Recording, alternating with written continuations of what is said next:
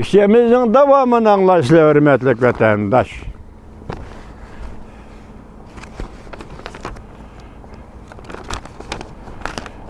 Bugünkü ıslak 2021 yıl 11. ayının 14.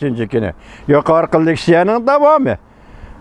Biz tarihini ve kadir kıymetimizni asli keltirimiz dedi Özbekistan'ın prezidenti Şevket Mirziyoyev. Mirziyoyev Sovetlar siyasi hakimiyetinin Özbekistan'ın siyaset sahasında ziyankeşlik kılganlarını ayıpladı. Ve siyaset ziyankeşlik'e uçurganlarının tarihine derslik kitaplara kırgızışını Özbekistan Prezident Mahkeme Ahbarat Organı kırgızışını talep kıldı ve Özbekistan Prezident Mahkeme Ahbarat Organı bunda ko'rsatdi. 1937 yıldan 1957 yılgacha Özbekistan'da 100 bin adam siyasi ziyankeşlik'e uçurdu. Bunun içinde 13 bin nafar kişi etip taşlandı. Ukrayna'nın milli kahramanı Bencilaga okşaş İbrahim Beg Akınbayıp talaş tartışıdaki milli kahraman bulup kaldı.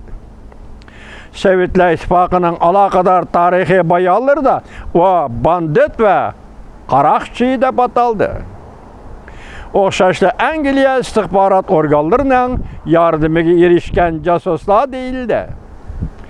Alakadar taraflar arx görünüşüge ega bazı Rusya matbuatları bu kişilerin asli keltirilganligidan nazar narazı bolganligini bildirishdi. Bu qaltis gapkina bu. Müstemlikçilik ahırlaştı hem de Özbekistan, Kazakistan nima dese deydi ki de. Kazakistan'da siyasi ziyankeşlik'e uçurğuchilarni hatırlash günü 5. ayının 31. günü qilib bekitildi. Yaqinqi bir necha yillardan beri Kazakistan her yili bu günni hatırlab 20. asrning 20-30 yillarida Kazakistan'da açarchilikqa uchraganlarning xotira kunini eslashidir. Stalin davrida majburiy yo'lga qo'yilgan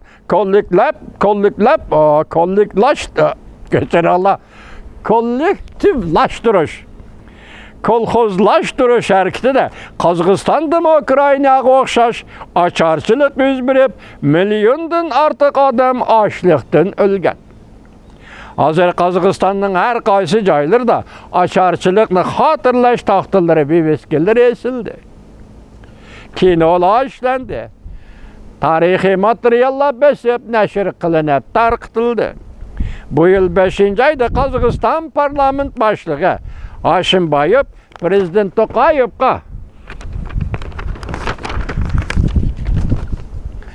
amdili tahrirlab tuzilgan 1928 yilidan 1934 yilga Qozog'istonda bo'lib o'tgan ocharchilikqa oid 3 tomliq materialni topshirdi. 1934 yili Sovet davlatining askariy armiya qismlarida Stalin bostirgan yillar edi, esingizda bo'lsin vatandosh. Tarixiy madaniyat nasli keltirib prezident va amaldorlar ism o'zgartirishga boshladi. Qozog'iston, O'zbekiston va Turkmaniston Ruscha atalgan atalishni voz kechishni qaror qildi. O'tkinchi davrdan keyin yezikda laziti yezigini ishlatadigan bo'ldi.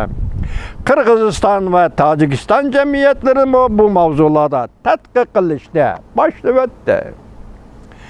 Tojikistonda aloqador taraflar bir necha yil burun taklif berib, osonlik millatlardan boshqa asosliq millatning ismlari rus til alohidaligiga ega bo'lgan xususiyatlarni ishlatmaslikni talab qilishga boshladi. Tojikistonning prezidenti o'zining tuniginki Rahmonov degan ismini navbatdagi Rahmon degan ismga o'zgartdi. Boshqa amaldorlarni orqa-orqadan ism o'zgartirishga boshladi. Yo'q, ko'p top degan ismlar endi O'rta Osiyoda tugashga boshladi degan. Tojikiston aloqador taraflar millatning tarixiy madaniyatini va qimmat qarashlarini ilgari surdi. Tojikiston parlamenti bir necha yillar burun qonun loyiha o'tirib qo'yib, maktablarda millatning kiyim-kechaklarini kiyishni tashabbus Kılıçkı ötdü vatandaşlar. Bugünkü leksiyalarımız ahırlaştı.